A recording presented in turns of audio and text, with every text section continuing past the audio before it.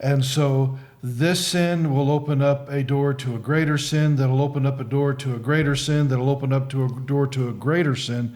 That's why the Apostle Paul tells us that when sin has completed its work, it brings forth death, that there's this progression involved. That's why we always have to be watchful of what we do. Now, God warned Cain that sin was at the door in his life. Cain refused to repent of both his offering and his anger, and murder took rule over Cain, and he killed Abel. Now, what's interesting is if you continue in the narrative, Cain never repented of the offering.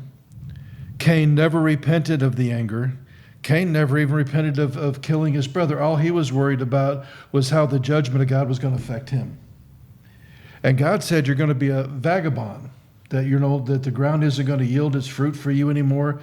And when you continue reading the story of Cain, he once again drew from the knowledge of the tree of good and evil. And instead of saying, okay, I killed my brother, I deserve that, he was a creator of cities.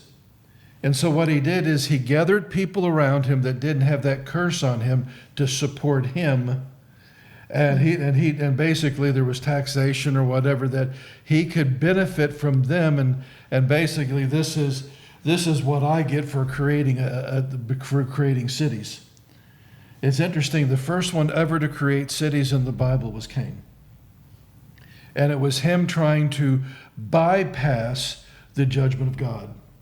And how many times do we see this inclination with man? And in fact, I designate Cain as the foundation of the priesthood of darkness.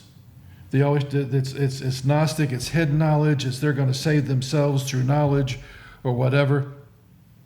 And encoded into their spiritual DNA, if you will, is they're constantly trying to subvert the judgment of God.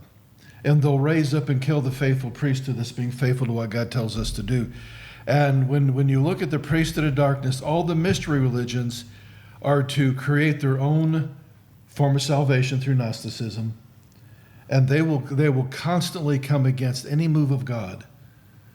That's why they hate Israel. That's why they hate Christianity. They want to wipe that out. They want to wipe out any existence of God so that they never have to stand in judgment. And it all started with pride. Pride was the first sin. Anger was the second sin. Murder was the third sin. Okay?